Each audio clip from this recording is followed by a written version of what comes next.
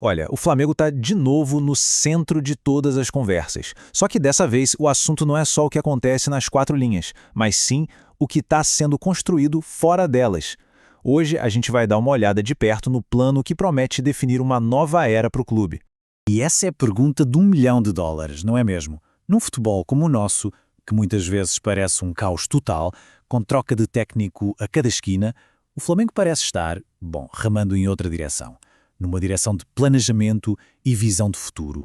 E a chave para a gente entender essa estratégia toda veio de uma entrevista bem recente com o diretor de futebol, o José Boto. Ele abriu o jogo sobre o futuro do clube e o que ele falou, olha, revela um projeto muito, mas muito bem pensado. Então, vamos mergulhar de cabeça nisso.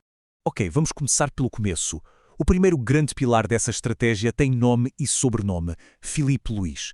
Mas a grande sacada aqui não é só ter ele como técnico, é construir algo muito maior. Todo um ecossistema em volta dele. Presta atenção nessa frase do José Boto. É muito forte. Ele não disse que o Filipe Luís faz parte da estrutura. Ele disse que a estrutura está sendo montada em torno dele. Isso muda tudo. É um nível de confiança, de compromisso, que a gente raramente vê por aqui. Tá, mas o que significa esse projeto na prática? Bom, aqui a gente vê os 4 pilares que dão forma a essa ideia. Primeiro, dar tempo. Deixar o treinador amadurecer o trabalho sem aquela pressão maluca por resultado imediato. Segundo, montar uma equipe técnica que fale a mesma língua que ele. Terceiro, criar uma identidade de jogo, um jeito Flamengo de jogar. E por último, um ponto crucial, amarrar tudo isso com as categorias de base. É um plano completo, que olha o clube de cima. E claro, o clube não é bobo. Sabe muito bem que um cara com o perfil do Filipe Luís chama a atenção da Europa. Mas é a reação a esse interesse que mostra a força da estratégia. Em vez de desespero, o que a gente vê é calma.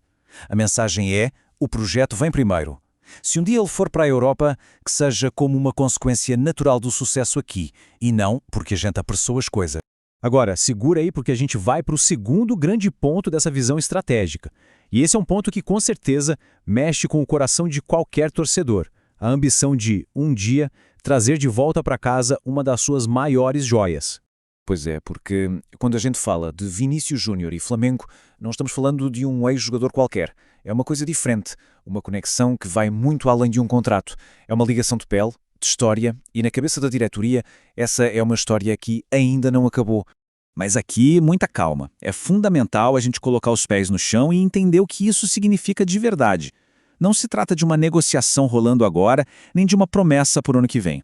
O que existe é uma ambição, é um projeto de longo prazo. É o clube reconhecendo essa ligação forte e se posicionando para que no futuro, quando for a hora certa, o Flamengo seja o caminho natural para ele. E essa conexão toda tem várias camadas, sabe? Tem o lado emocional, óbvio, da história dele desde menino no clube. Tem o lado simbólico dele ser o grande exemplo do sucesso da base do Flamengo no mundo. E, claro, tem o lado histórico, que o coloca na mesma prateleira de outros craques formados em casa. É essa mistura que faz a ideia do retorno dele ser tão poderosa. Beleza, agora vamos dar um passo para trás para a gente juntar os pontos. Porque a aposta no Filipe Luís e esse sonho com o Vinícius Júnior não são ideias soltas no ar. Elas são parte de uma mesma filosofia, de um jeito de pensar o clube que é muito claro. E a filosofia é basicamente essa aí. É simples e poderosa. É pensar grande, crescer o melhor, trazer os melhores, mas sempre com muita responsabilidade, com planeamento, sem loucura, sem agir por impulso. E essa outra fala do Boto resume esse equilíbrio perfeitamente. De um lado, o clube tem os pés no chão, sabe que não dá para competir com o dinheiro dos clubes europeus, ponto. Mas, do outro lado, o Flamengo sabe o que tem a oferecer hoje, uma estrutura de ponta, a chance de brigar por todos os títulos e uma visibilidade gigantesca. É essa confiança no próprio projeto que dá ao clube o direito de sonhar. Então, no fim das contas, a gente chega na questão crucial. Como é que todas essas decisões se juntam para criar uma visão coerente? Como o clube faz para garantir que esse sucesso de agora não seja só uma boa fase, um voo de galinha? E essa tabela aqui, ela organiza tudo de um jeito genial. Olha só, para cada área existe o foco no agora e a visão de futuro. Para o treinador, o foco é ganhar jogos, claro, mas a visão é desenvolver um técnico da casa. Para o elenco, o foco é manter um time forte, mas a visão é criar esse ciclo de legado, onde os ídolos querem voltar. E na filosofia geral, o foco é ganhar o próximo jogo, mas a visão é construir uma estabilidade que dure anos. É o equilíbrio perfeito. Então, o grande recado é este.